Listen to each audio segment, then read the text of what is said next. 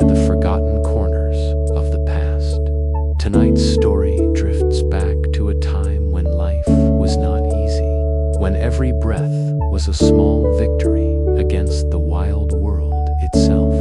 This is the story of why life was brutal for the ancient Maya. As you settle in and let your mind slow down, imagine the jungle around you, humid, alive, endless.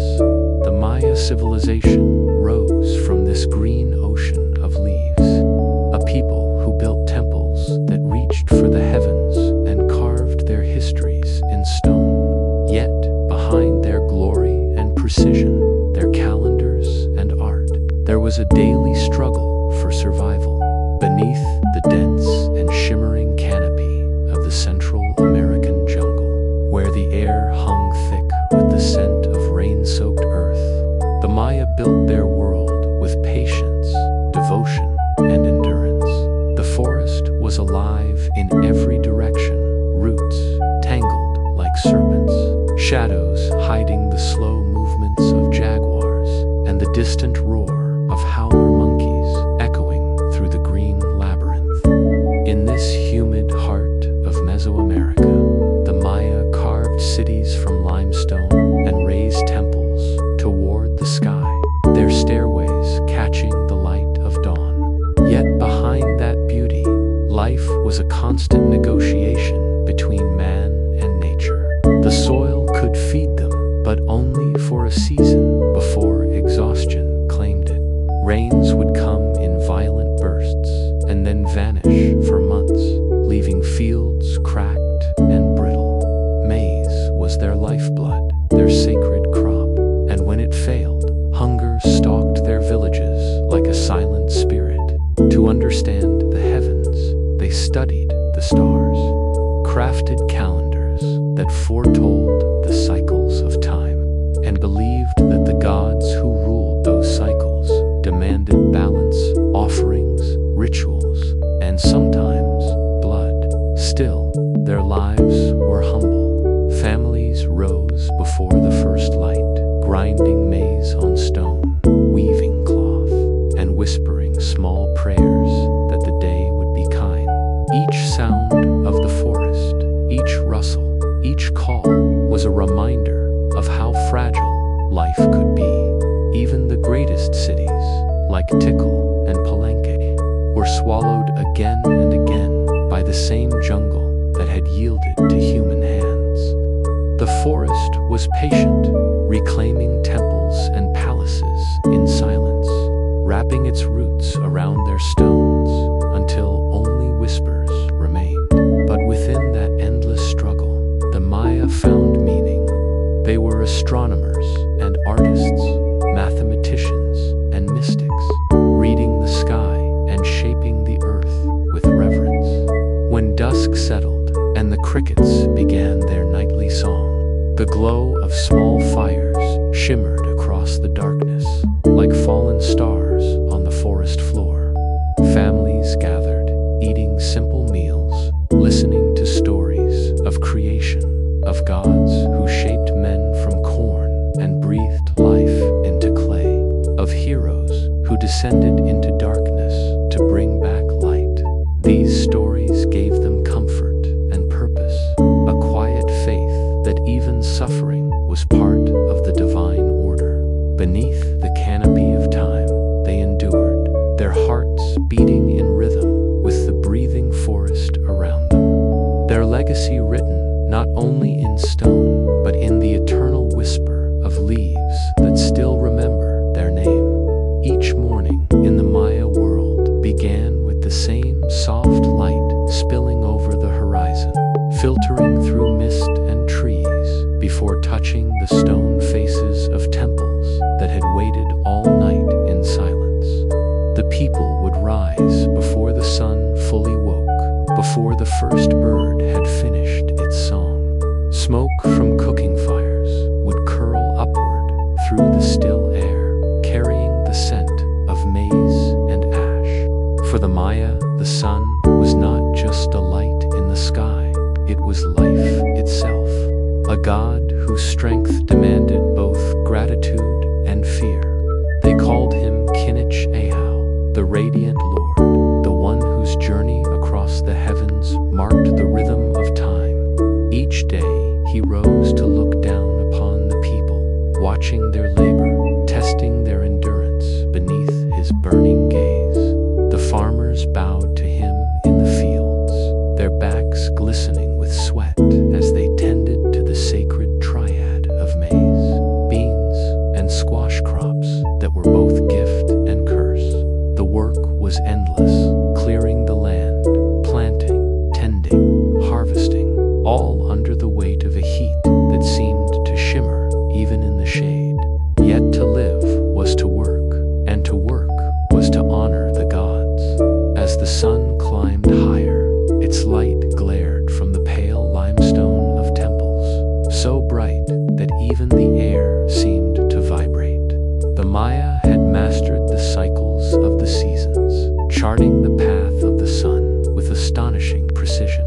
Their great calendar, the Hab, and the sacred Soken intertwined like gears in the machinery of the cosmos. Every ceremony, every harvest, every war and coronation was timed according to the will of the heavens. They believed that if they ever lost this balance, if they failed to honor the divine rhythm, darkness and drought would devour their world. So they lived in constant awareness of time, as though every passing hour carried a spiritual weight. When droughts came, as they often did, the fields turned to dust, and the rivers thinned to streams of mud. Families watched their crops wither, their children grow thin, and they prayed with trembling voices to the gods who ruled the rain and sun alike. Sometimes, in desperate seasons, rulers called for rituals meant to restore harmony, offerings of incense, of food, and sometimes of blood. It was not cruelty, but devotion, a sacrifice made to remind the heavens that humans still remembered their place in the order of creation. To the Maya, blood was life, the bridge between the mortal and the divine. Kings would pierce their tongues or ears with obsidian blades, letting their blood fall onto paper and burn it in fire, the smoke carrying their devotion to the sky. And through it all, the people continued their work, day after day, under the same merciless light. As the afternoon faded and shadows grew long, the jungle began to breathe again, the air cooling, the birds returning to the trees. The people would gather their baskets and return home, weary but peaceful, knowing that they had done their part in the eternal dance between man and the sun. And as night fell, when the last glimmer of Kinich Ahau sank behind the horizon, they would look toward the west and whisper quiet words of thanks. For tomorrow, if the sun returned, life would continue, and if it did not, then the gods had chosen silence. In the Maya world, even exhaustion was sacred, and every sunrise was a promise renewed through suffering and faith. In the cities of the ancient Maya, where stone pyramids rose like mountains from the green sea of the jungle, life revolved around power, faith, and the divine order that bound heaven and earth together.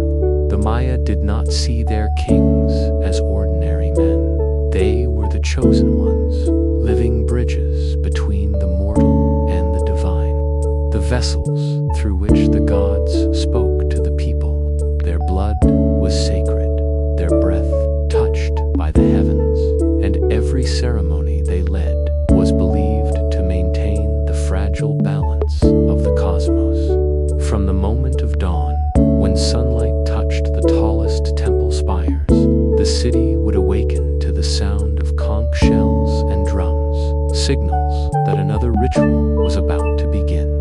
Priests in elaborate feathered garments would climb the steps of the great pyramids, their faces painted with sacred colors of red and black, the hues of blood and night.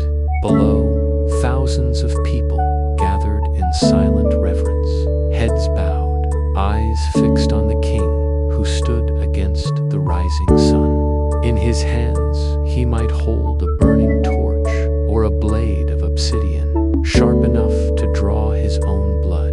To the Maya, sacrifice was not cruelty, it was creation. They believed the gods had bled to form the world, and so humanity must return that gift to keep life flowing.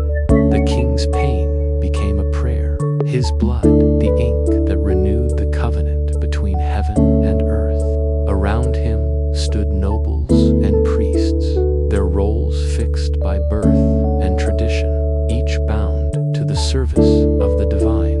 But beneath the grandeur of ceremony, the weight of this order pressed heavily on the common people, the farmers, builders, and craftsmen who filled the cities and villages, carried stones for temples, wove cloth for nobles, and offered their labor as tribute to sustain the sacred elite. Their days were filled with toil, their nights with the quiet hope that their gods would be merciful. They accepted their place as part of the divine pattern, a living hierarchy that mirrored the cosmos itself.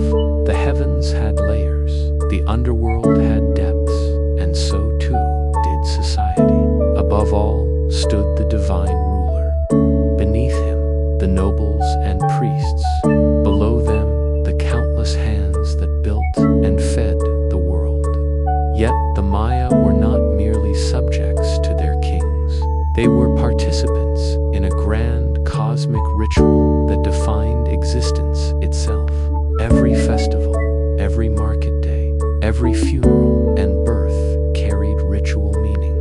When the drums echoed across the plazas, when the smoke of incense rose in lazy spirals toward the sky, the people felt themselves connected to their ancestors, to their gods, and to the endless wheel of time that turned above them. The Maya believed the universe had been created and destroyed not once, but many times, and that human devotion was the thread holding it together. Even the glyphs carved into temple walls were prayers, stories of rulers who sought to become eternal through remembrance. In the flicker of torchlight, their faces carved in stone seemed alive, their eyes staring through the centuries, unblinking and wise. And as night fell over the city, the stars appeared, bright, ordered, familiar. The same stars their astronomers watched, the same heavens their kings claimed as their birthright. The people would lie beneath that endless sky, tired from their day's work, listening to the distant sound of drums fading into the jungle, comforted by the thought that they were part of something vast and eternal, something that would outlive even the mightiest of kings. In that quiet darkness, the Maya world breathed as one, a living prayer, bound together by faith, fear, and the eternal promise of the gods above.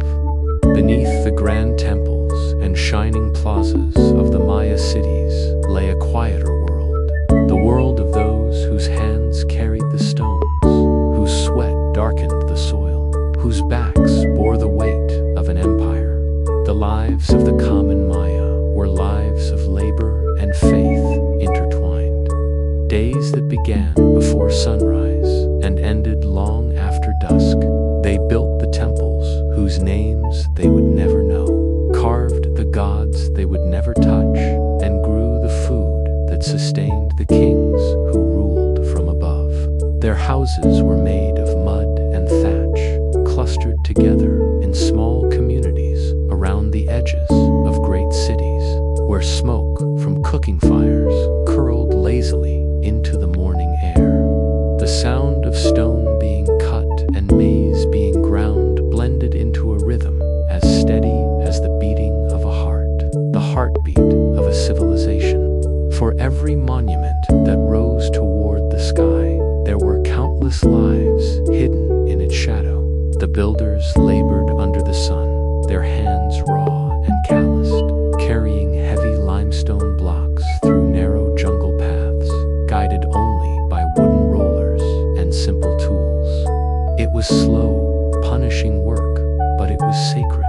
Each stone lifted, each wall raised, was an offering to the gods. The Maya did not separate work from worship. To toil was to honor creation. In the fields, farmers bent low among rows of maize, whispering prayers as they worked. Women wove cloth dyed with brilliant colors, their fingers moving with a grace learned over generations. Children fetched water, tended fires, and listened to their elders tell stories of the old gods, the serpent lords, the rain bringers, the ones who shaped the world from mud and corn. Though life was hard, it was full of meaning. The Maya saw themselves as part of a divine order, their lives threads in a tapestry too vast to comprehend. Yet hunger was a constant shadow. When the rains failed, crops withered, and famine crept silently through the villages. Parents would ration food, saving the last handfuls of maize for the smallest children, whispering that the gods were only testing them. Disease, too, was an unseen enemy. Fevers born of the jungle, infections from wounds, illnesses that came and went with the seasons. Still, the people endured, bound by family, faith, and the rhythm of life that had continued unchanged for centuries. The priests said that to suffer was to pay a debt to the gods, that every hardship drew humanity closer to the divine, and so they accepted their struggles with quiet dignity. Festivals brought brief moments of joy, music made from drums and bone flutes, dancing in the flickering light of torches, laughter echoing against the stone walls of the plazas. For a few nights, the weight of the world seemed lighter. But when the fires burned out and silence returned, the people went back to their endless work, building a civilization whose glory would one day crumble and fade beneath the vines. Even in their anonymity, there was greatness. The hands that shaped the stones of Tikal and Copan may be forgotten, but their work still stands, their effort immortalized in silence. When one walks through those ruins today, through corridors swallowed by moss, beneath walls where trees grow from cracks in the stone, one can almost hear them still, the quiet murmur of voices, the scrape of tools, the soft rhythm of a people who built their world one breath, one prayer, one heartbeat at a time. Their struggle beneath the stone was not in vain. It was the very foundation of eternity. There came a time when the prayers of the Maya seemed to rise into an empty sky.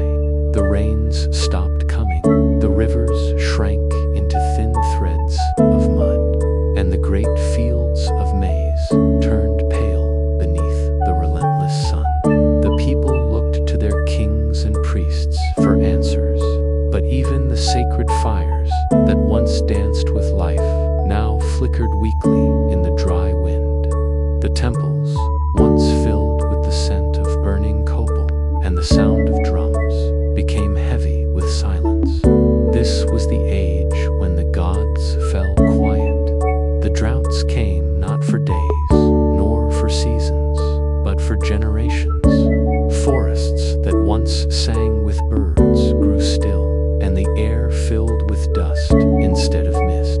Crops failed again and again, and the great cities, Tikal, Copan, Kalakmel, began to crumble under their own weight. Hunger gnawed at the edges of civilization, forcing people to leave their homes and wander in search of water and soil that would still yield life. The jungles, patient and eternal, began to reclaim what was once taken from them. Vines crawled up the sides of temples. Roots split the stones that had stood for centuries. In the plazas where kings once walked, trees began to grow, their branches stretching toward the heavens as if to take the place of the gods who no longer answered. Some say the rulers, desperate to restore favor, turned to darker rituals. Sacrifices multiplied, blood filled the altars, and still the sky refused to weep. The belief that had once united them began to fracture. The calendars, once so precise, seemed meaningless when the stars offered no guidance. The sacred cities emptied, their walls echoing only with the whispers of wind and memory. Yet, even as their world collapsed, the Maya spirit did not vanish. The people carried their traditions into the hills and forests, away from the fallen cities. They continued to speak the old words, to tell the old stories, to honor the same gods, even if those gods no longer spoke back. Time, they believed, was a wheel that turned endlessly, and perhaps one day the gods would awaken again. And so they waited. The forest closed around their temples, sealing them away like secrets, preserving them in shadow until the modern world would one day find them again. Centuries passed, and the jungle grew thick and loud once more. The birds returned. The rain came back. The gods, if they were ever truly gone, seemed to breathe again through the wind in the trees. Today, when you stand among the ruins, beneath the towering ceiba trees and the calls of unseen creatures, it is hard not to feel their presence, not the noise of a fallen empire, but the quiet heartbeat of a people who refuse to disappear. The Maya never truly ended. They changed, survived, adapted. Their descendants still walk the same earth, still plant the same maize, still speak the same ancient tongue that once filled the air between stone temples and jungle skies. In the stillness of night, when the rain falls softly over the ruins, you can almost hear the echo of their prayers returning home, a reminder that even when gods fall silent, humanity endures. The story of the Maya is not only one of greatness and ruin, but of resilience, of faith that outlives the storms, of people who learned that even in silence. When the night fell over the Maya world, it was as if the heavens opened their eyes. The jungle, which had roared and whispered through the day, grew quiet beneath the weight of 1,000 stars. The people looked upward, beyond the canopy, beyond the smoke of their small fires, and saw the vast order of the universe stretching endlessly above them. To the Maya, the sky was not merely a backdrop to their lives. It was the map of existence itself. Each point of light was alive with meaning. Each movement of a planet, each flicker of a star, was a message from the gods. The Milky Way, arching across the darkness like a river of light, was known to them as the path of souls, the celestial road between life and death, where the spirits of ancestors and deities traveled. The priests, cloaked in feathers and smoke, spent their nights in silent observation, their eyes tracing the paths of Venus, the sun's twin and the bringer of omens. They kept careful records on bark paper codices, calculating eclipses and solstices with astonishing precision. Their calendars, carved into stone, reflected a universe in motion, a sacred machinery where time itself was divine. The Maya did not separate science from faith. For them, astronomy was worship. To understand the heavens was to understand the will of the gods.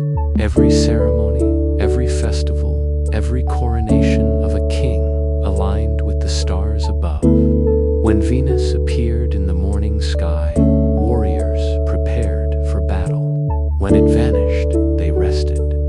The moon's cycles guided their rituals. The sun's journey marked the rhythm of planting and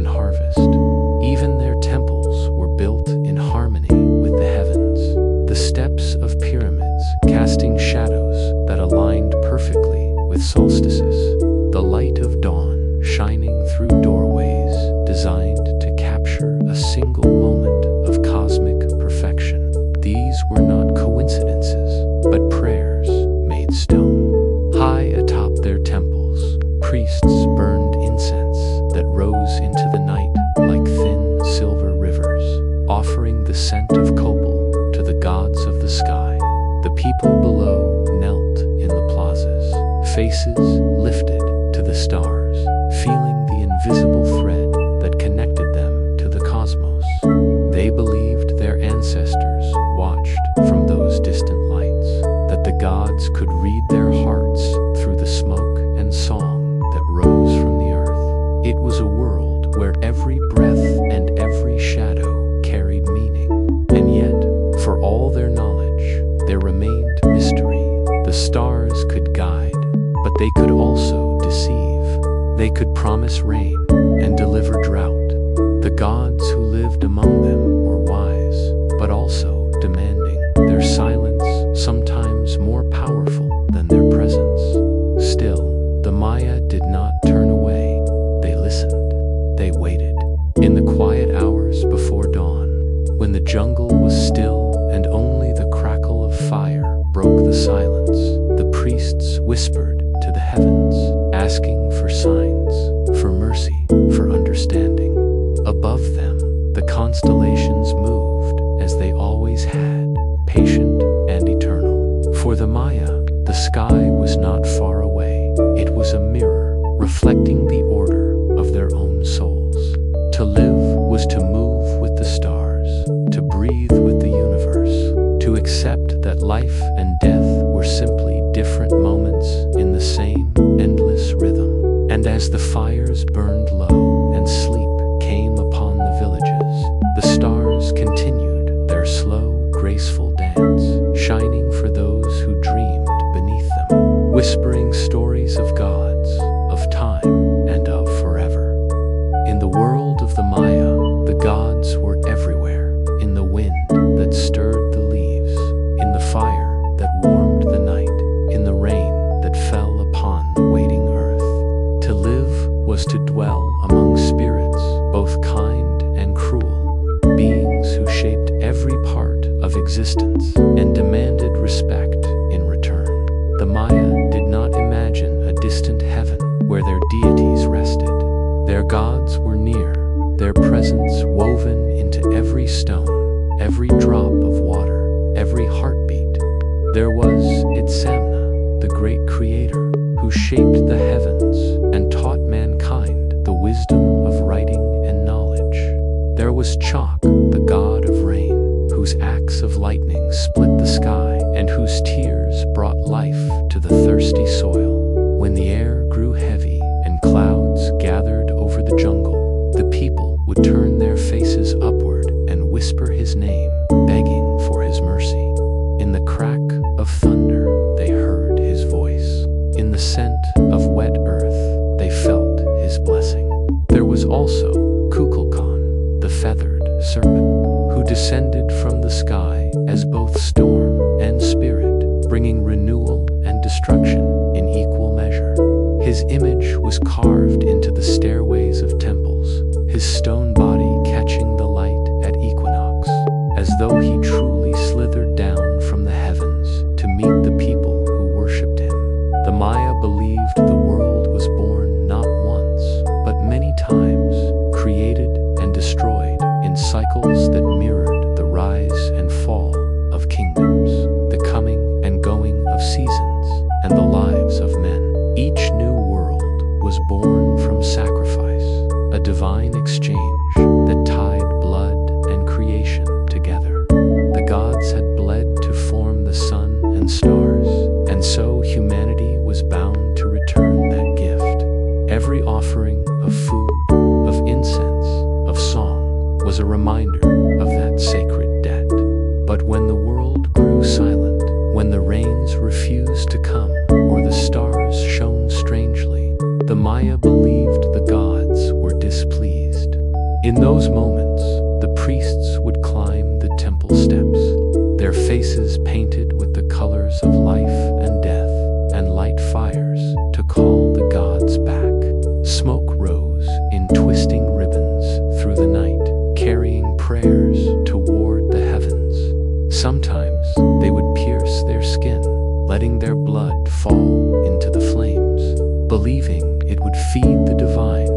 restore balance to the world. These acts were not born of fear alone, but of faith, a deep understanding that life was fragile and that the universe was held together by the careful exchange between mortal and God. The people lived in gratitude, aware that every harvest, every drop of water, every sunrise was a gift that could be taken away. Even death was not the end, but a continuation, a passage into another layer of existence, watched over by new gods. The Maya underworld, Xibalba, was not a place of eternal torment, but of chalos and transformation, where souls faced trials to prove their strength before returning to the stars. To the Maya, existence itself was sacred, an endless conversation between creation and destruction, between man and the divine.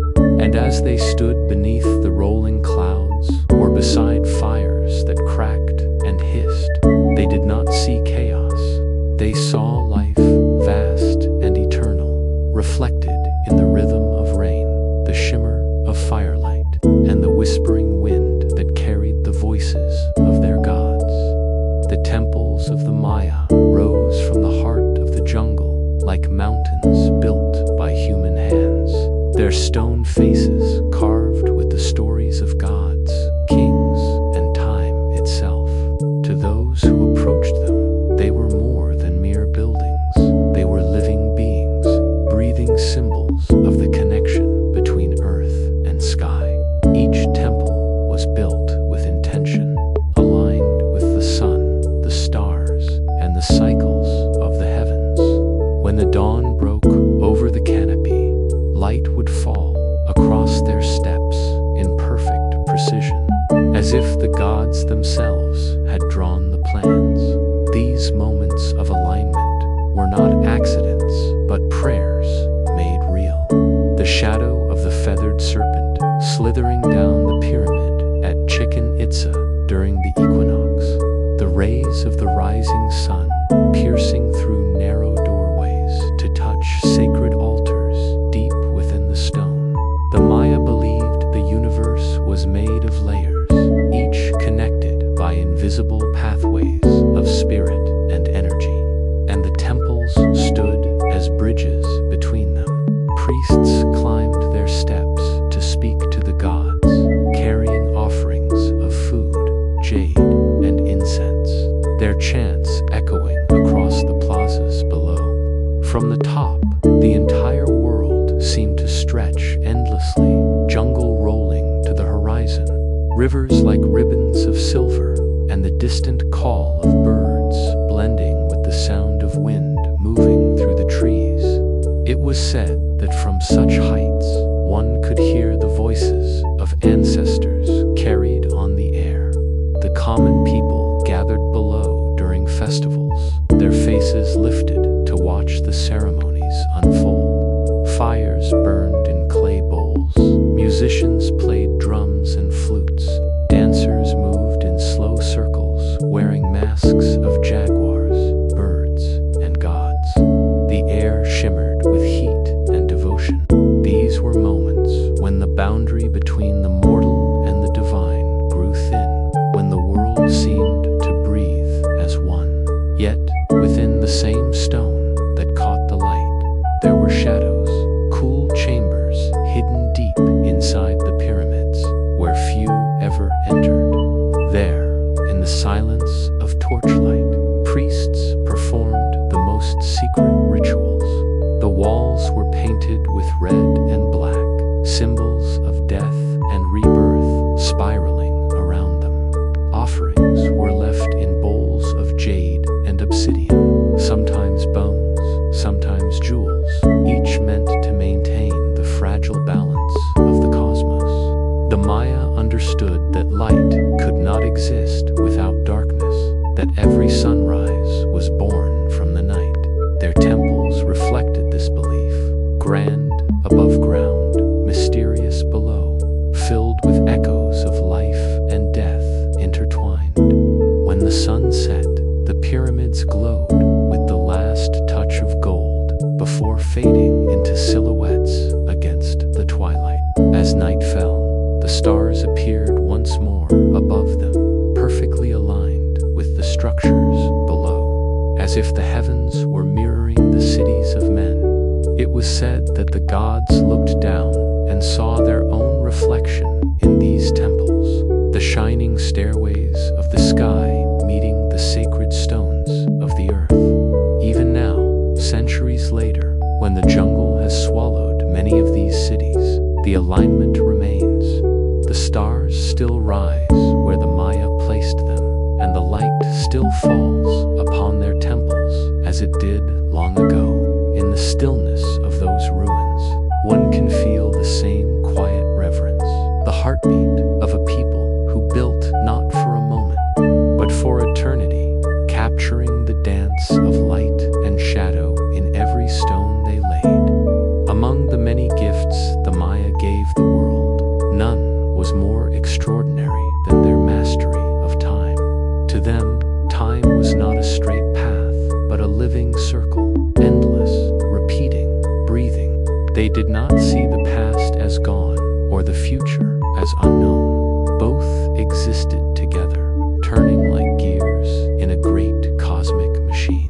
The Maya believed that everything, the birth of a child, the fall of a king, the rise of a city, even the movement of the stars, happened according to cycles that had been written long before the world began. Their priests, known as the keepers of time, were the guardians of this sacred order. They studied the heavens with patient devotion, watching the stars and the shadows, recording their movements in codices made of bark and lime. Every flicker of Venus, every eclipse of the sun, every phase of the moon was written down and interpreted as the voice of the gods. To most people, time was a mystery. To the Maya, it was a language, and the keepers of time were its translators. They used several calendars, each with its own rhythm. The Soken, a sacred 260-day cycle tied to ritual and prophecy, and the Hab, a 365-day solar year marking the turn of seasons. Together, they formed the calendar round, a great wheel that connected the divine and the earthly, the predictable and the mysterious. But there was another, greater count, the long count, which reached across centuries, marking the vast ages of creation itself. It told not just when people were born or when crops should be planted, but when the gods had built and destroyed entire worlds. The keepers believed that humanity lived within the fourth world, and that even this too would one day end, just as the others before it had fallen into darkness. Yet there was no fear in this belief, only acceptance, for in their eyes, endings were only beginnings, seen from another side. The keepers of time walked softly among their people, carrying carved staffs and scrolls marked with sacred numbers. They advised kings, guided builders, and decided when the great festivals should be held. To defy the calendar was to defy the gods. And so, when the priests announced the arrival of a new cycle, cities erupted in celebration. Fires blazed through the night, dancers filled the plazas, and offerings were made to mark the turning of the world once more. To the Maya, every day had a spirit, every number a soul, every moment a purpose.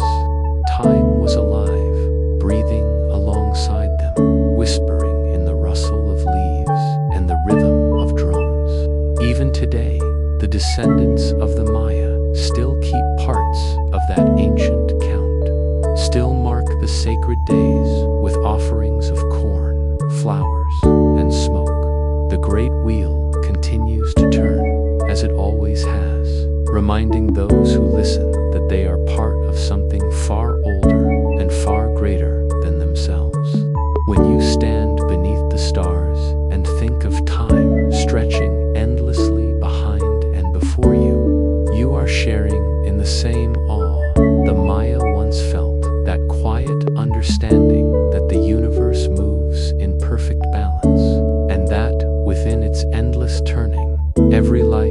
Every breath, every heartbeat finds its place. To the Maya, the end of all things was never truly an end. It was merely another breath in the long rhythm of the cosmos, another turning of the wheel that never stopped. They believed the universe itself had been born and destroyed many times before, each age rising like the sun and falling like the night.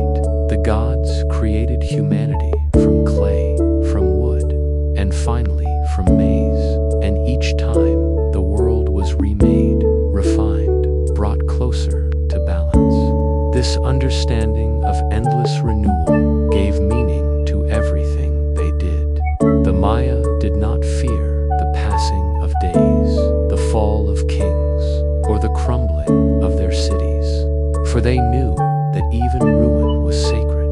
When a temple fell, its stones returned to the earth from which they came. When a life ended, its spirit joined the ancestors among the stars.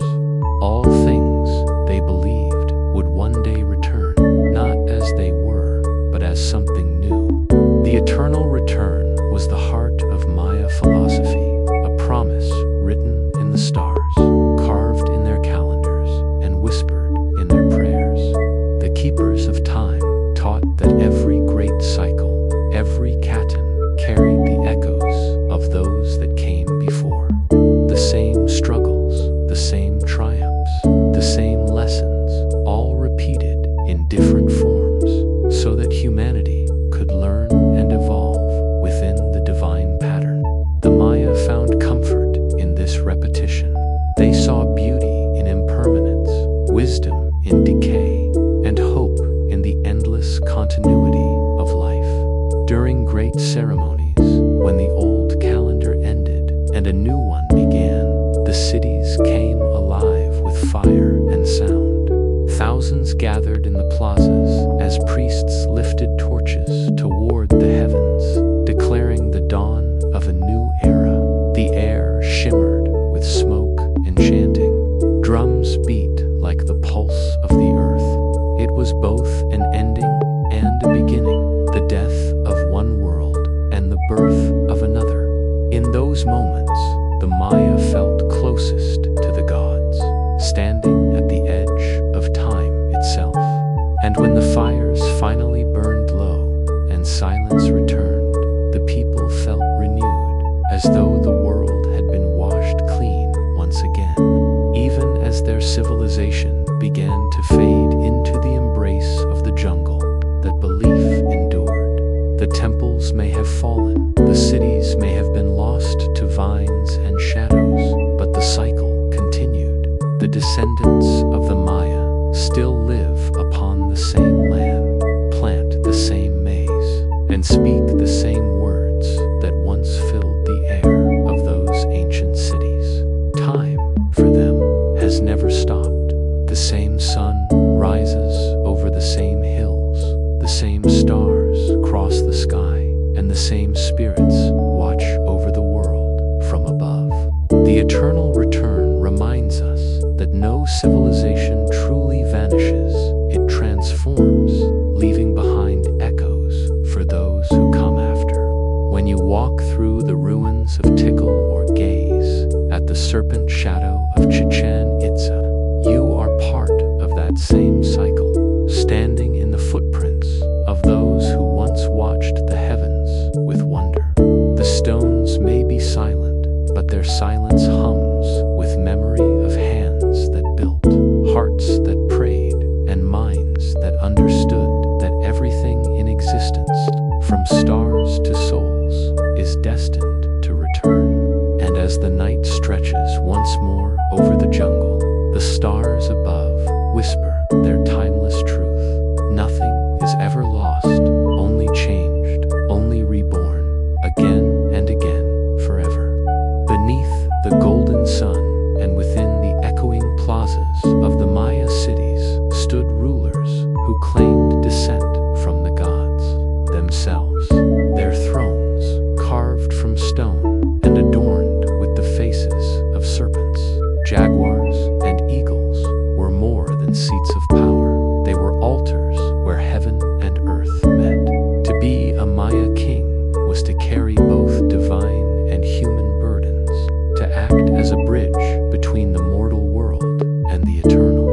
The people saw their rulers as chosen vessels, born beneath sacred stars, destined to maintain the fragile balance of the cosmos. From the moment of their birth, these royal children were surrounded by ritual. Priests studied the heavens to read the omens in the sky, while midwives whispered prayers to the gods of life and destiny. As they grew, they were taught not only the arts of governance and war, but the secrets of time, the language of glyphs, and the rituals that bound their souls to the divine. When they ascended to the throne, the ceremony was an act of cosmic renewal. The king did not simply rule. He became the living embodiment of the gods who created the world. Draped in quetzal feathers and jade, he stood before his people as both man and symbol. His words carried the weight of prophecy, his actions the force of divine will. Yet, power among the Maya was never gentle. Behind the beauty of their temples and the harmony of their calendars lay a constant struggle between rival cities, between priests and kings, between the will of man and the favor of the gods. The rulers of Tikal, Calakmul, Palenque, and countless others waged wars not only for territory, but for prestige and spiritual dominance. Victory in battle was proof of divine favor. Defeat was a sign that the gods had turned away. Captured kings were paraded through foreign plazas, their ornaments stripped, their pride broken, their fate sealed upon the steps of foreign temples. Even in triumph, rulers knew their power was temporary. The gods who gave could just as easily take away. To maintain balance, they turned to ritual, to the offering of blood and sacrifice that renewed the covenant between heaven and earth. It was said that when a king shed his blood upon the altar, the gods heard and smiled, granting the world another turn of the sun. For the Maya, rule was not privilege, but responsibility, a sacred burden carried with dignity and fear. And as night fell over their cities, with torches flickering against the stone walls and drums echoing like thunder in the distance, the king would stand upon his pyramid and look out over the dark jungle, knowing that his reign, like all things, was bound to time. The stars that had marked his birth would one day mark his end, and another would rise to take his place. Power in the world of the Maya was never owned. It was borrowed from the gods to be returned in blood, in faith, and in silence. When dawn broke over the jungles of the Maya world, it revealed not only temples and cities of beauty, but lands forever scarred by conflict. The great Maya kingdoms, though united by belief and bloodline, were often locked in endless rivalries.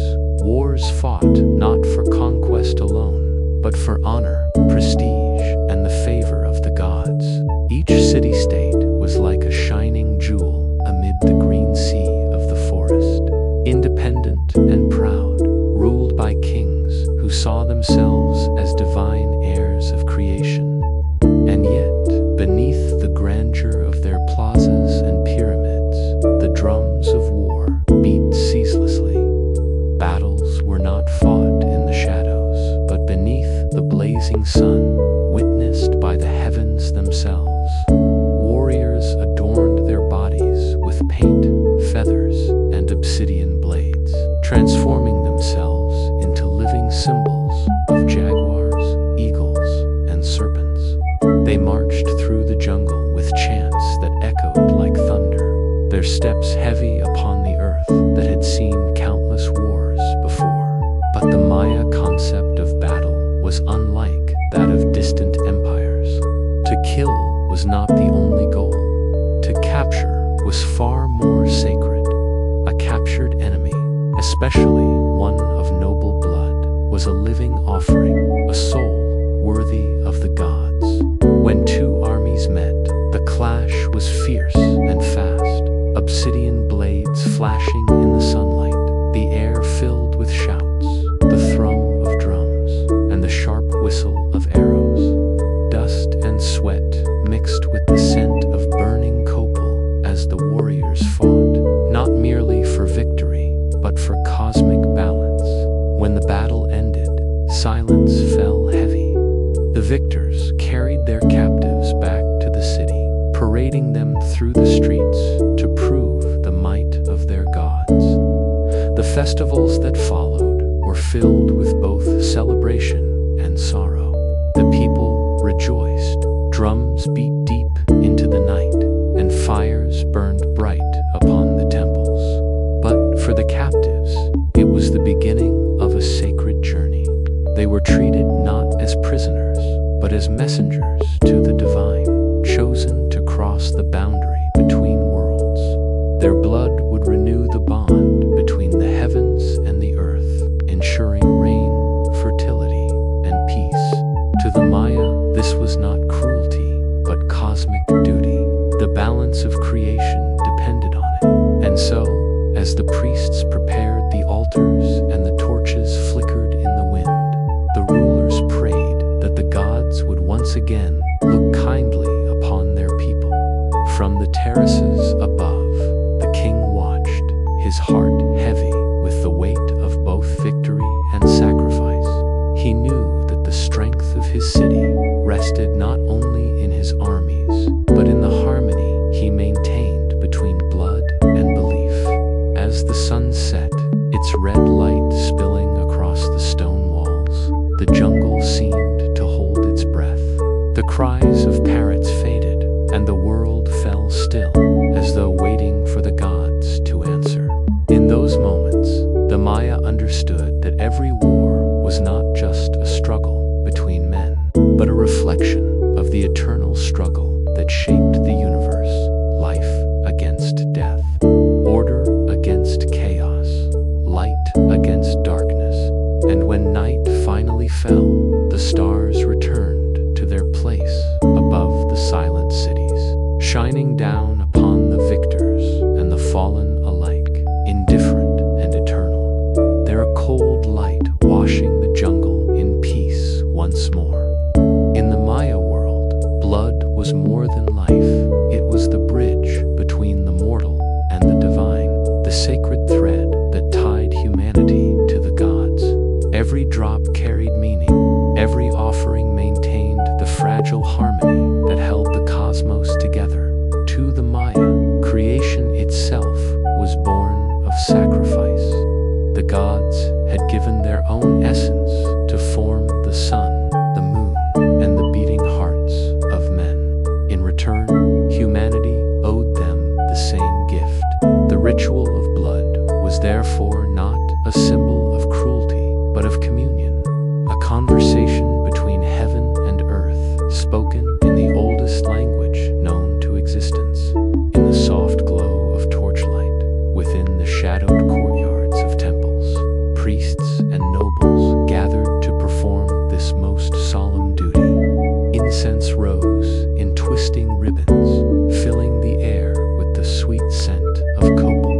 The flicker of flame reflected off polished jade and golden ornaments as the drums beat a slow, steady rhythm, the pulse of the earth itself.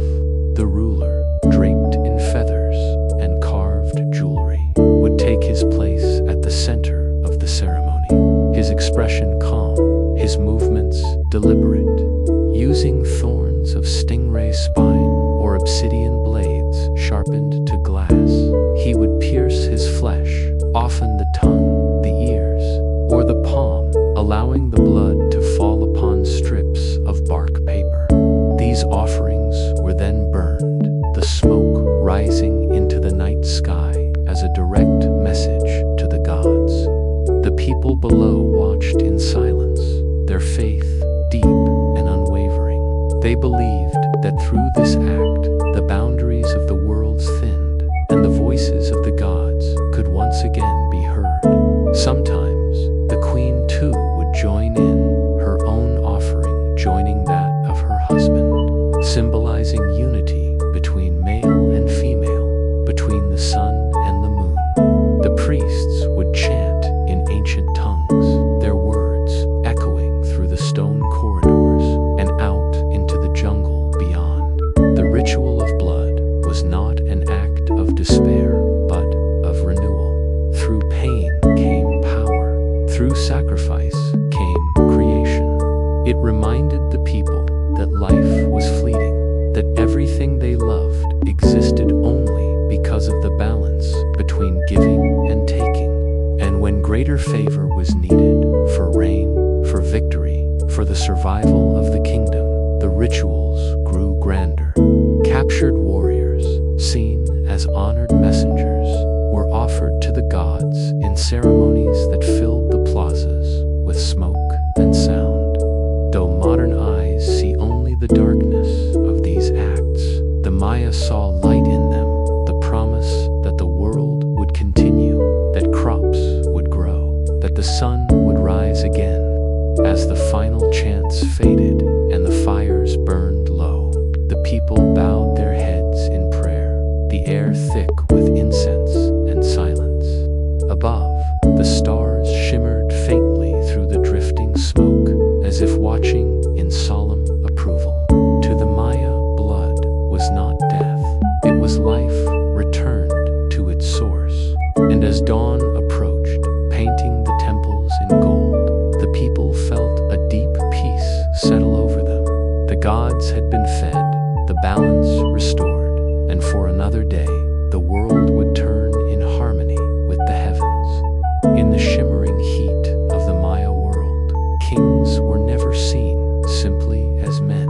They were living symbols, half human and half divine, wearing the faces of gods so that the people might glimpse eternity through them. Every public appearance, every gesture, every word they spoke was part of a grand performance written in the language of myth. When a ruler stepped onto the temple platform, the crowd below fell silent. For what they saw was not the man himself, but the mask he wore. A mask carved from jade, painted with cinnabar, inlaid with shells that caught the light like stars. These masks were not disguises, but transformations. They allowed a mortal body to hold divine presence, to bridge the endless space between heaven and earth. The king who wore one became Itzamna, or Kukulkan, or Chak. His breath was the breath of creation, his gaze the watchful eye of the sun. Behind these sacred faces, however, the kings were still human, men of ambition, fear, and doubt. They carried the weight of their people upon their shoulders, knowing that every famine, every drought, every war would be seen as a reflection of their worth in the eyes of the gods. The ceremonies that crowned them were acts of rebirth. On the day of accession, the ruler would enter the temple as a man and emerge as a god, his head adorned with a headdress taller than his body, heavy with feathers of quetzal and macaw. Drums pounded, conch shells roared, and the air vibrated with the rhythm of eternity. The mask was placed upon his face in silence, sealing his transformation. Through it, he spoke to the people, not as himself, but as the divine made flesh.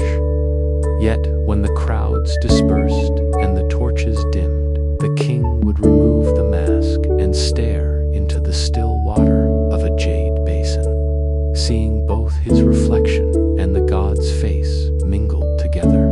In those moments, he might have wondered which one was real, the man or the myth. The Maya believed that the ruler's mask held power even when not worn. It was kept in sacred chambers, guarded by priests, its hollow eyes watching over the city through the cycles of the sun. When a king died, the mask was placed upon his face once more so that he might travel into the afterlife as the god he had embodied in life. Buried with jade beads and carved bones, he would rest with in stone tombs deep beneath the temples he had built, surrounded by murals of his victories and the endless turning of time. Above him, life continued. The people planted, prayed, and celebrated beneath the same sun that had once gleamed on his crown. The mask became memory, the memory became legend, and the legend became eternal. Even now, when archaeologists uncover those jade faces from the dust of centuries, they seem alive, their eyes gleaming with the same quiet authority that once ruled the world. In their expression lies both beauty and sorrow, the weight of kingship, the solitude of power, the mystery of a civilization that saw no line between God and man. The masks of the kings remind us that all power is borrowed, that every crown hides a human heart beneath its shine, and that behind every godlike image there stands a fragile soul seeking to hold the world together for just one more turn of the sun. In the end, even the mightiest of kings could not command the stars. The thrones of the Maya, once gleaming with jade and echoing with chants, began to crumble beneath the slow weight of time. The world they had built, the temples that scraped the sky, the cities that pulsed with life, the rituals that bound heaven and earth, all began to fade into silence. No one could point to the single day it began, for decline does not arrive like a storm. It creeps quietly through droughts that last too long, through crops that wither beneath the merciless sun, through wars that never truly end. The kings prayed for rain, cutting their own flesh in desperation, offering blood to the gods who once answered with thunder. But the sky grew silent. Rivers shrank into dust. The jungle turned dry, and famine walked among the people like a ghost. The divine authority of the rulers faltered. For if the gods no longer listened, what power could a king hold? City turned against city. Allies became enemies, and the sacred balance that had kept their world alive began to fracture. The great centers, Tikal, Kalakmel, Copan, Dalich, had their day of glory, and each fell into shadow. The temples were abandoned, their stairways swallowed by vines. The plazas that once roared with drums and voices grew still, their stones cracked beneath roots and rain. The kings who had ruled with masks of jade and crowns of feathers became dust, their names fading from the glyphs carved in stone. And yet, even as the thrones fell, the people endured. The farmers still planted maize, whispering prayers to the old gods. The potters still shaped clay with care. The children still learned the stories of their ancestors beneath the starlit sky. The Maya world did not end, it changed.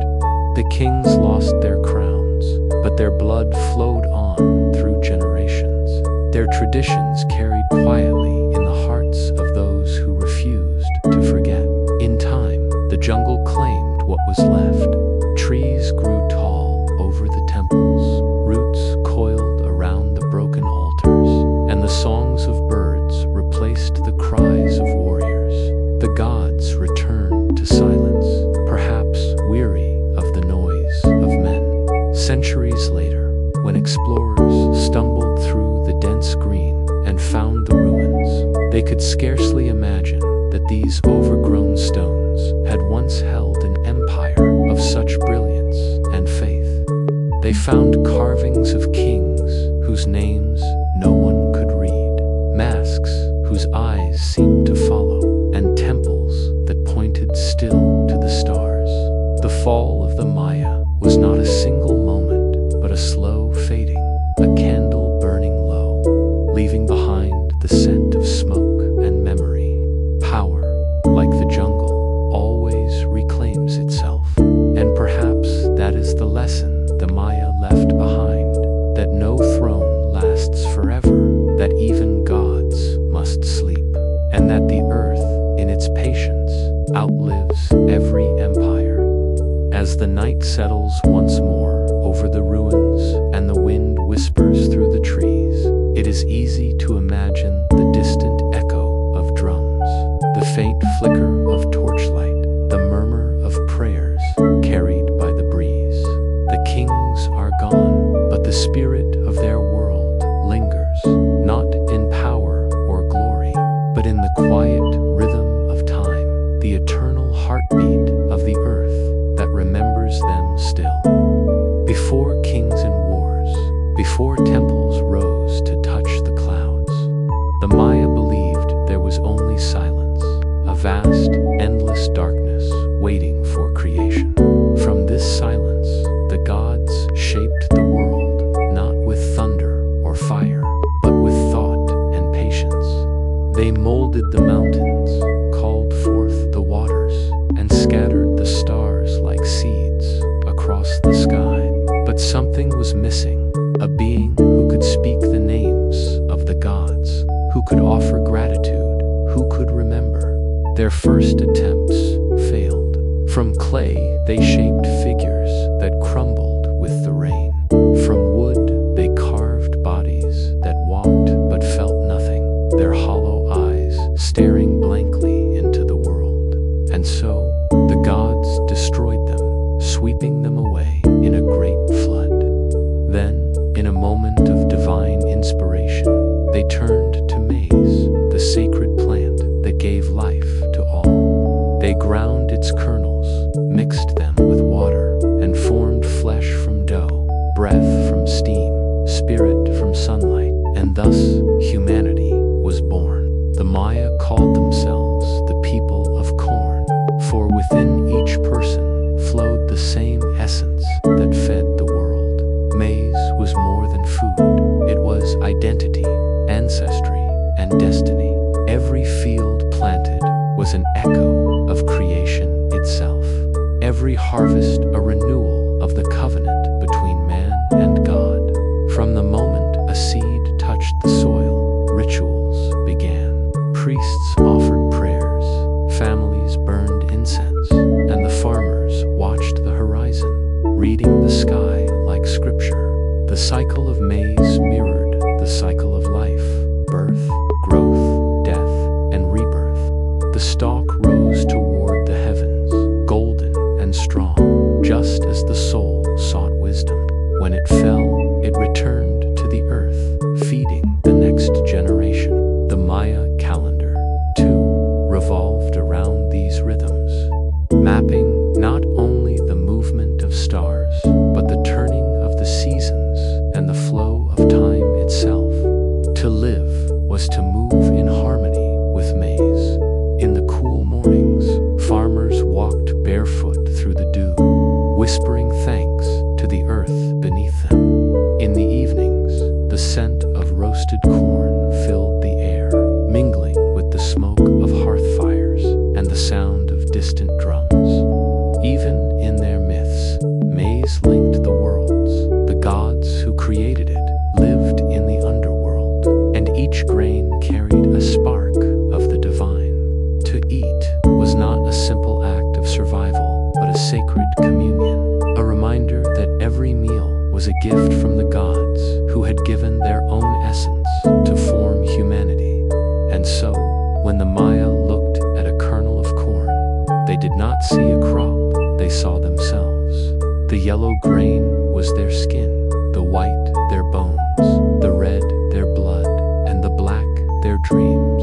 To be Maya was to belong to the soil, to rise and fall with the harvest, to live not apart from nature, but as part of it. Even now, centuries after their temples fell silent, the people of the Maya lands still honor the maize.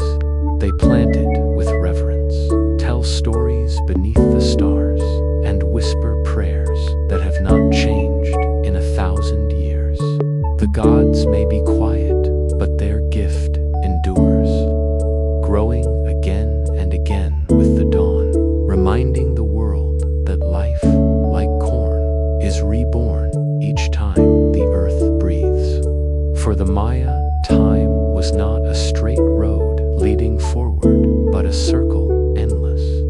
turning, breathing like the earth itself. Every season, every harvest, every sunrise was part of a great rhythm that bound heaven, earth, and underworld together. They called it the sacred cycle of growth, and within it lay the secret of both life and death. The maize plant was its symbol, its story, and its teacher. When the seed was pressed into the soil, it was buried like a body, placed in darkness so that it might be reborn. The earth was not a grave, but a womb, nurturing what slept within. The rains came like blessings, each drop a whisper from the gods. And slowly, the first green shoots pierced the soil, trembling beneath the sun. This was the season of promise, the renewal of life that had once been offered in sacrifice. The farmers walked among their fields in silence, feeling the pulse of the land beneath their feet. Every stalk that rose carried the hopes of a family, a community, a people, and yet they never forgot that growth required balance, that too much sun could scorch, too little rain could starve. So they prayed to Chalk, the god of rain, with offerings of smoke and song. When thunder rolled across the mountains, they listened not with fear, but with gratitude, for it was the voice of life itself answering their prayers. The Maya calendar tracked this rhythm through sacred intervals. The planting and harvest festivals were not mere labor, but acts of devotion, connecting human hands to divine order.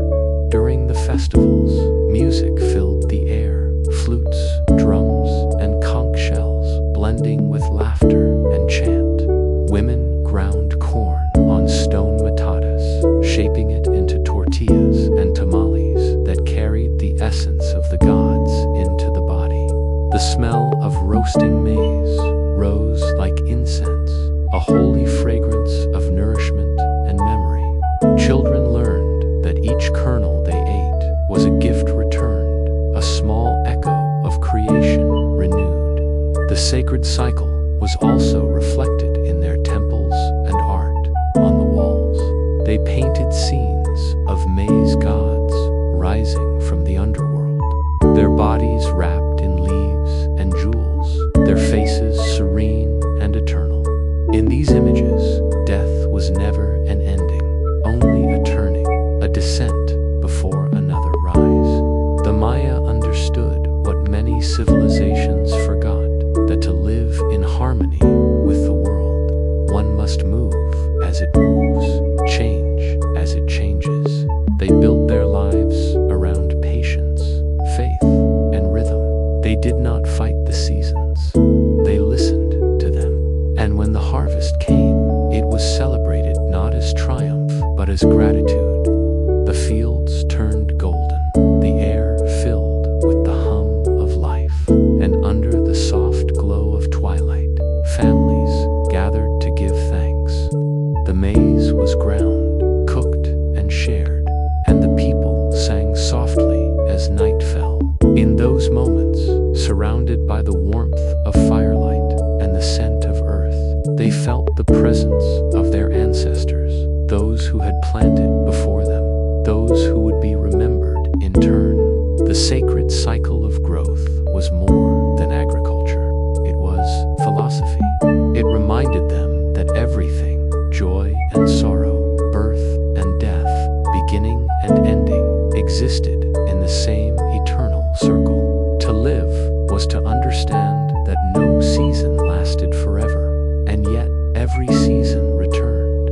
And as the stars turned slowly above the sleeping fields, the Maya closed their eyes in peace, knowing that tomorrow the world would begin again. To the Maya, the story of the maize god was not simply a myth, it was the soul of existence, the eternal reminder that life was born from death, and that every harvest will require descent into darkness before rising again into the light. The maize god, known by many names, but most often called Hun Hunapu, was the beloved child of the earth and the heavens. He was the golden stalk, the promise of rebirth, the beating heart of creation. Yet his journey was not one of ease, but of sacrifice. The ancient texts tell how he descended into Xibalba, the underworld, a realm of shadows ruled by gods of decay and fear. There, he faced trials meant to destroy him, rivers of blood, houses of darkness, halls of knives and fire. The lords of Xibalba sought to humiliate and break him, to end the cycle of life forever. And for a time, they succeeded. The maze god was struck down, his head severed and hung in a tree that bore strange fruit, the first calabash, round and shining like the sun. But death, in the Maya understanding, was not the end. From his sacrifice came creation. His spirit lingered in the earth, and from his buried body the first corn sprouted. When his twin sons descended after him, heroes born of his essence, they faced the same trials, outwitted the lords of death, and finally brought their father back from the darkness. His resurrection marked the turning of time, the renewal of life after loss, the eternal truth that light must fall to rise again. The Maya saw this myth reflected everywhere, in the maize fields that died each dry season and were reborn with the rains, in the journey of the sun that sank each night and returned at dawn, in their own lives marked by struggle and renewal. The maize god was in their food, their rituals, their very breath. During ceremonies, priests dressed as him, their bodies painted gold, their heads crowned with green leaves to symbolize new growth. Offerings of corn, cocoa, and flowers were laid upon stone altars. The scent of copal. The people prayed not for wealth or victory, but for balance, for the maize god to awaken once more and bless the soil with his strength. The story also carried a quiet lesson about humility. Even the gods could fall, even the brightest light. It reminded the Maya that suffering was not punishment, but transformation, that through loss came wisdom. As the villagers told the tale beside their fires, children listened, wide-eyed, hearing in the rhythm of the words, the same rhythm that beat in their own hearts. For they, too, were the children of maize, born from the God who had died to give them life.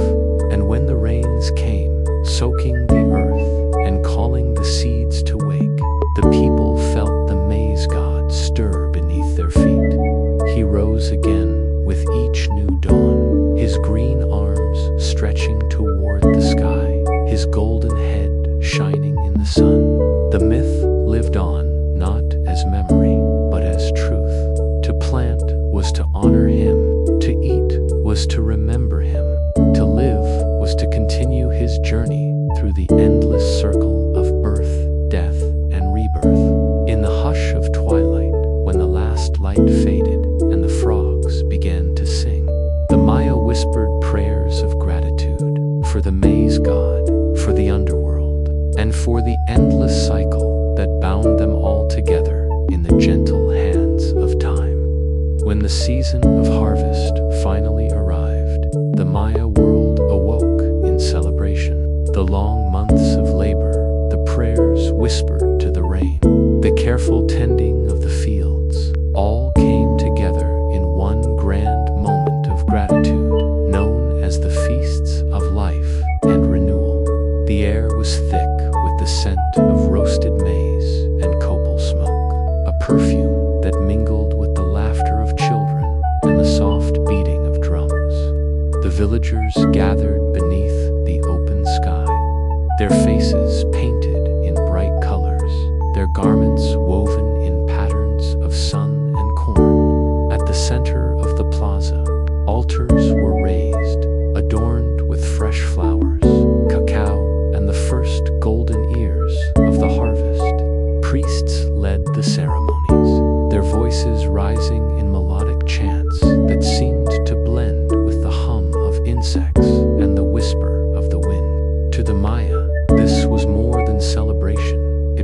sacred dialogue between humanity and the gods. They did not feast to indulge. They feasted to give thanks, to renew the invisible thread that bound them to the forces of nature. The rituals followed the ancient calendar, aligning with the paths of stars and the cycles of rain. Offerings were made not only to the maize god, but to all who sustained life, the earth beneath their feet, the rivers that carried water, the animals that shared their world. The people believed that if they honored these forces, the world would continue in harmony. As dusk fell, fires were lit around the plazas, their glow flickering on the carved faces of temples. The music deepened, slow and hypnotic, as dancers moved in circles, mimicking the motion of the sun and the flow of time. Feathers shimmered, bells chimed softly, and the rhythm of drums echoed like the heartbeat of the earth. The elders told stories of creation, their voices low and steady, weaving memory into myth. Children sat close, their eyes reflecting the firelight, listening to the tale of how mankind had been shaped from corn dough by hands unseen. Food was shared freely, tamales wrapped in leaves, steaming pots of chocolate, and thick tortillas made from the first harvest. Each bite was taken with reverence, each taste a reminder of the God's gift. It was said that during these feasts, the spirits of ancestors walked among the living, invisible but near, drawn by the scent of maize and smoke. Offerings were placed at the edges of fields and doorways, a few kernels of corn, a sip of chocolate, a whispered blessing. In this way, the living and the dead shared the same table, united by gratitude. The night grew long, but the people did not tire. The stars turned above them, tracing slow circles in the sky. And for a few brief hours, the world felt perfectly balanced. The Maya knew that hardship would return. Drought, hunger, and loss were never far, but tonight, none of that mattered. Tonight, they were children of the gods, part of the sacred cycle that would turn forever. When dawn finally touched the horizon, its light spilled across the fields like liquid gold. The smoke from dying fires curled gently upward, and the people stood in silence to watch the sun rise. It was a quiet promise that life, though fragile, would always begin again. The feasts of life and renewal were not just a celebration of the harvest, but of the eternal truth that bound the Maya to the world, that gratitude is what keeps the heart of creation beating, and that even in darkness, the light of maize will always return. Long after the last drums faded and the fires of the harvest feast sank into ash, the promise of maize lived on, a quiet pulse beneath the soil, a heartbeat within the land itself. To the Maya, maize was not simply food or crop, but the eternal link between all things, the earth and the sky, the living and the dead, the past and what was yet to come. Even in the stillness of the dry season, when the fields lay empty and the wind moved like a whisper through the bare stalks, there was no despair, only waiting. The people knew that within each kernel of maize slept a world entire, a future ready to awaken. They called it the sacred seed, the divine spark that never truly died. To plant it was to believe, to hope, to renew. And so, year after year, generation after generation, they placed those small golden seeds into the soil with the same reverence as a prayer. The Maya calendar turned endlessly, its days and years repeating like the rows of maize that stretched toward the horizon. Every sunrise was the beginning of a new story, every sunset a return to the first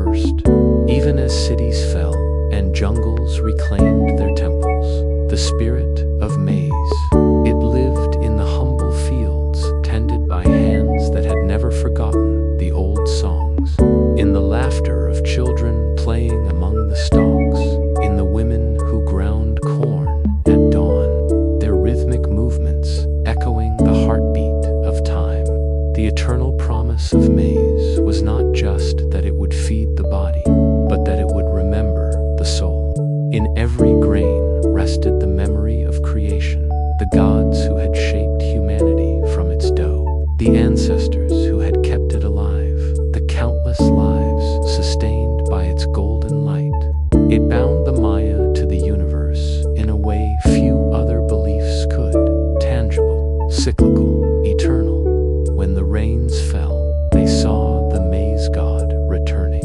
When the fields grew tall, they saw the faces of their ancestors smiling in the leaves. The simple act of eating was an act of communion, each meal a quiet ceremony connecting the living to the divine. Even today, across the lands once ruled by mighty kings, that connection remains. Farmers still greet the sunrise before planting, still whisper blessings to the earth. Elders still tell the stories of the first creation by firelight, their voices soft, their words old as rain. In villages hidden beneath the green canopy of the jungle, the same humble rituals continue, not for power or empire, but for remembrance. For the Maya understood something that modern hearts often forget, that eternity is not in the monuments we build, but in the seeds we plant. The temples may crumble, the thrones may fall, but the maize grows again, year after year, defying time. And as long as it grows, the story of humanity, their story, will never truly end. The wind that moves through the fields carries the same whispers heard 1,000 years ago: gratitude, patience, faith. It tells those who listen that life is fragile, yes, but also unending, that death is only another kind of planting, and that one day all that falls shall rise again. As the sun sets over the quiet land and the sky burns gold, the stalks of maize shimmer like living light, and the earth itself seems to breathe in contentment. The Maya may have vanished into the folds of history, but their promise endures, a promise written not in stone, but in the living, growing heart of the world. In the silence of the jungle, where the roots of trees clutch at ancient walls and vines creep across forgotten temples, the Maya still speak, not with voices, but with symbols carved into stone. Their language, once alive with sound and rhythm, lingers in the quiet grace of glyphs, hundreds of intricate signs that told the stories of gods and kings, births and deaths, victories and prayers. Each symbol was a universe in miniature, carrying layers of meaning that no single word could ever hold. To read them was to enter the mind of a people who saw the world as both physical and spiritual, a place where time folded back upon itself like the petals of a flower. The Maya called their writing Tzeb, meaning not only writing, but also painting. For to them, words were art, and art was memory. Every stela, every codex, every painted wall was a living record of the dance between heaven and earth.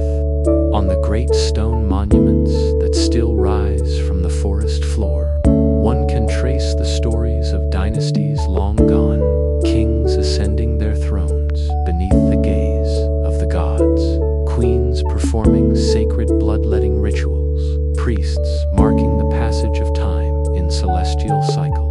These carvings were not meant to be read quickly. They were meant to be contemplated, felt.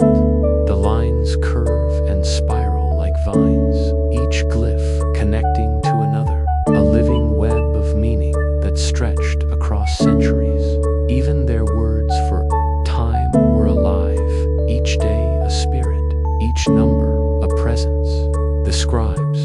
keepers of this sacred language were among the most respected in Maya society. Trained from childhood, they learned to paint the thoughts of gods with brushes made from animal hair, to grind pigments from flowers, minerals, and ash. They wrote upon amatal bark paper codices, folded like the wings of birds, filled with color and symbol. These books were delicate yet eternal, carrying knowledge of medicine, prophecy, astronomy, and myth. To hold one was to hold the memory of creation itself. But time, relentless as the jungle, grew jealous of their beauty. When the world changed, when foreign ships came on the horizon and fire followed faith, much of this knowledge was lost. The flames consumed hundreds of codices, their smoke rising like lost prayers into the indifferent sky. Only a handful survived, fragile as breath, their pages scattered across museums and monasteries, far from the land that birthed them. Yet the stones endured. They could not burn, and their silence became their salvation. For centuries, they stood beneath moss and root, patient, waiting for someone to listen again. And in time, scholars learned their song. Piece by piece, the old language awoke, its syllables soft, its rhythm steady, its spirit alive once more. Today, when we trace those lines with our eyes, we are not just reading words, we are hearing echoes. We are listening to the whispers of scribes who wrote by torchlight, two kings who wanted to be remembered, two people who refused to let time erase them. The jungle may have swallowed their cities, but it could never silence their language. It lives still in the curves of the glyphs, in the rhythm of rain upon stone, in the quiet certainty that words, like seeds, can sleep for centuries and still bloom again when touched by understanding. To the Maya, time was not a number to be counted. It was a being to be honored, a cycle that breathed and moved with the universe itself. They did not imagine the past as gone or the future as distant. All moments lived together in the endless circle of existence. Their world was measured not in hours or minutes, but in sacred days, each one carrying its own name, its own spirit, its own purpose. The priests who watched the heavens and marked these days were called the keepers of time, wise men and women who carried the heartbeat of the cosmos within their calendars. In the still hours before dawn, they climbed the steps of temples to watch the horizon, waiting for the first flicker of the morning star or the slow rise of the sun. With each alignment of light and shadow, they read messages written not in ink but in sky and flame. Their two great calendars, the Tiso-kan, a 260-day ritual count, and the Hab, a 365-day solar year, interlocked like gears of a great cosmic machine. When their cycles met, forming a span of 52 years, the Maya called it the calendar round, a sacred renewal of time itself. To the keepers, every day was alive. Some days brought luck and fertility, others warned of conflict or decay. Birthdays were not mere dates, but destinies, each soul born beneath a specific combination of divine forces. The priests recorded these alignments, drawing glyphs on bark paper codices, their hands moving in rhythm with chants that had echoed through generations. They believed that by understanding time, one could live in harmony with the gods, to plant at the right moment, to make offerings when the heavens called for balance, to act only when the circle turned toward favor. In this way, time guided every breath, every harvest, every dream. The Maya also measured ages far beyond human memory.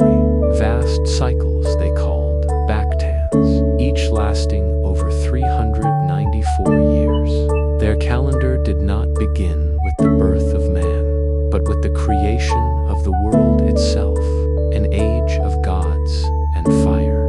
When one Bactan ended and another began, the Maya held great ceremonies to ensure the continuity of existence. For they believed that if the rituals ceased, time itself might falter and the world would dissolve into darkness. Yet, for all their complexity, the Maya did not fear time. They revered it. They saw beauty in its repetition, comfort in its return. Even death was but a turn of the wheel, the fallen becoming ancestors, the ancestors becoming stars.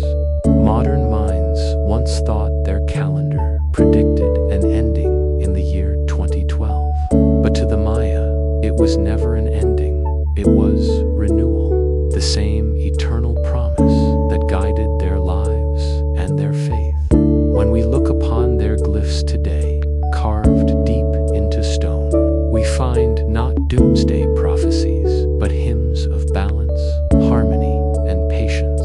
The keepers of time understood something simple yet profound, that life cannot be controlled, only respected, that time does not pass, it circles back, that to live is to be part of an infinite rhythm that neither begins nor ends.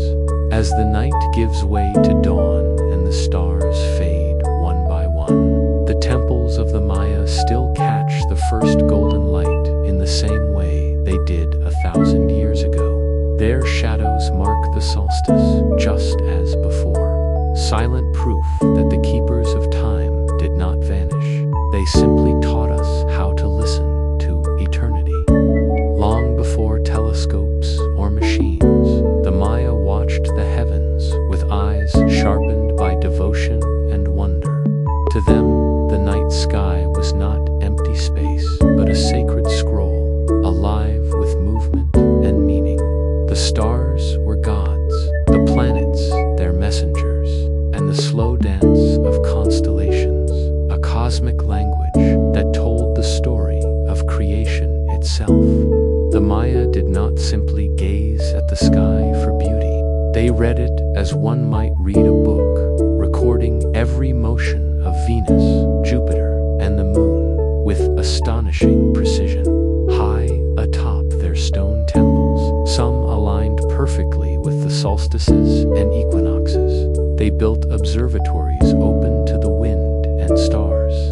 From these sacred towers, the astronomer priests watched patterns unfold, year after year, cycle after cycle. They saw the rising of Venus as a sign of war or rebirth, the full moon as a whisper from the underworld, the path of the sun as a divine heartbeat guiding all life below. Their knowledge of celestial motion was so exact that they could predict eclipses centuries in advance, chart the solar year with near-perfect accuracy, and map the heavens with mathematics that modern science would not rediscover for 1,000 years. But for the Maya, astronomy was never separate from spirit. It was prayer written in starlight. Every calculation, every observation was an act of worship. The astronomers of the sky were both scientists and shamans, bridging heaven and earth with numbers, ritual, and faith. At night, they traced constellations shaped like serpents, jaguars, and heroes, each figure carrying a story from their mythology. They saw the Milky Way not as distant stars, but as the great celestial river, the path souls followed after death to reach the underworld and rise again. The center of the Milky Way was the world tree, its branches spreading across the sky, its roots reaching deep into the unseen realms. When comets blazed across the night, the Maya took them as messages from the gods, sometimes of warning, sometimes of renewal. These signs signs guided their kings and farmers alike, telling them when to wage war, when to plant, when to pray. The astronomers recorded all they saw on stone and in folded books, their hands moving by the dim glow of oil lamps. In their glyphs, they captured time itself, the turning of the heavens made eternal in paint and stone. To them, the universe was a living cycle. The same stars that watched over birth would one day guide the dead home. When we stand beneath the same sky today, we look upon the same lights they did unchanged, eternal, whispering across centuries. And though the temples crumble and the jungle reclaims the stones, the alignments remain perfect, precise, unbroken. When the sun rises through a temple's window on the exact day of the solstice, we are reminded that the Maya knew the sky in ways we are only beginning to rediscover. Their astronomers were poets of the cosmos, dreamers who mapped infinity with patience and reverence. They did not conquer the heavens, they listened to it. Each dawn, each season, each eclipse was part of a grand rhythm that echoed the beating heart of the earth itself. And in that rhythm, they found peace. The stars, they believed, were not far away. They were ancestors, watching God's breathing, the very thoughts of creation, eternal, shimmering, and endlessly returning. There are moments in history when the light of 1,000 years is snuffed out in a single breath, and for the Maya, that breath came in the form of fire. When the foreign ships appeared on the horizon and the strangers stepped onto their sacred shores, the world the Maya had built over millennia began to tremble. These newcomers did not come seeking knowledge. They came carrying their own gods, their own truths, and their own fears of what they could not understand. To the Maya, the codices, those delicate books of bark and ink, were living things, voices of their ancestors, records of stars, medicine, and the divine. But to the conquerors, they were seen as heresy. One by one, the sacred texts were gathered into piles beneath the open sky, and with a single torch, centuries of wisdom turned to smoke.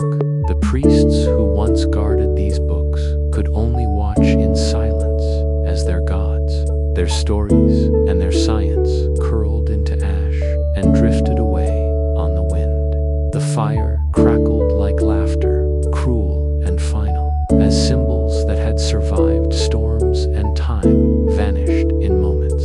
Only for codices are known to have survived that terrible night. 4 fragile pages that carry the weight of a civilization's soul. The rest became memory, a ghost of ink and flame. The silence that followed was heavier than the smoke. The Maya, who had once written the language of the cosmos, could no longer speak it. Their temples stood mute, their observatories empty, their scribes gone. Yet even in loss, there was dignity. In hidden villages deep in the jungle, whispers of the old world endured fragments of ritual songs, prayers disguised as stories, knowledge passed in secret from elder to child. The flame had devoured the paper, but not the spirit. The Maya learned that silence, too, can be sacred. They carried their faith not in books, but in memory, in maize, in the stars that still shone above. When the invaders left, the land remained. The jungle grew thick again, wrapping the ruins in green arms, protecting what was left. And beneath that green silence, the stones still spoke. Their glyphs, half pierced by time, waited patiently for the world to listen once more. Centuries later, when archaeologists stumbled upon those ruins and brushed away the vines, they found not just carvings, but resurrection. Each symbol carved in stone became a deciphered word, a rekindled flame. Slowly, the lost voice of the Maya began to rise again, faint but clear, like the first light after endless night. The tragedy of the burning was not the end of Maya wisdom. It was its transformation. The knowledge that could not be written found new life in the breath of stories, in the quiet persistence of a people who refused to vanish. Fire had silenced their words, but it could not erase their meaning. And so, even now, when the wind passes through the ruins of Palenque or Tikal, it carries a faint murmur, not of sorrow, but of survival. The fire may have stolen their books, but it could not consume their soul. For every flame dies in time, and from its ashes, memory is born anew. Though the great cities of the Maya have long since fallen silent, though the codices have turned to ash, and the temples sleep beneath the green hush of the jungle, the mind of the Maya has never truly vanished. It lingers, subtle and patient, in the quiet spaces between the modern world's noise, in the whisper of the wind through the ruins, in the patterns of the stars above, in the soft rhythm of corn rustling in a distant field. Their wisdom endures not as relic or ruin, but as a living presence woven into the land itself. The descendants of the Maya still walk those same mountains and valleys, still speak the old languages, still plant by the same stars their ancestors once charted. In their stories, the gods still rise and fall. In their prayers, the maize god still breathes. Though centuries of conquest and change have passed, their memory flows like an underground river, unseen, but always there, nourishing the roots of who they are. The world around them has changed. Yet the ancient logic of the Maya, the idea that time is circular, that life and death are partners, that knowledge lives beyond the written word, still shapes their way of seeing. In this, the Maya achieved something rare and eternal. They built not only cities of stone, but philosophies of endurance. The monuments crumble, yet the thought that built them remains whole. Even now, as archaeologists decipher their glyphs and scholars rebuild their calendars, we are only beginning to understand the depth of their vision. The Maya mind saw the world as a single living organism, sky, soil, water, and spirit bound together in balance. They measured not for domination, but for harmony, not for control, but for understanding. To them, the stars were not distant, the gods not abstract, the earth not inert. Everything was alive, and everything was connected. Perhaps that is the greatest echo they left us, a whisper urging us to remember that wisdom is not lost when written words fade, that truth can survive without temples, and that silence itself can hold memory. When the sun sets over the jungles of Yucatan and shadows stretch across the carved faces of old kings, the world seems to exhale. The night comes alive with the same chorus of insects, the same shimmer of fireflies, the same eternal constellations the Maya once named. In that stillness, if you listen closely, you might hear it, the pulse of an ancient mind still dreaming beneath the stars. It does not speak in language, but in rhythm, the rhythm of rain on leaves, of footsteps on earth, of breath against time. The Maya did not vanish. They became part of the world itself.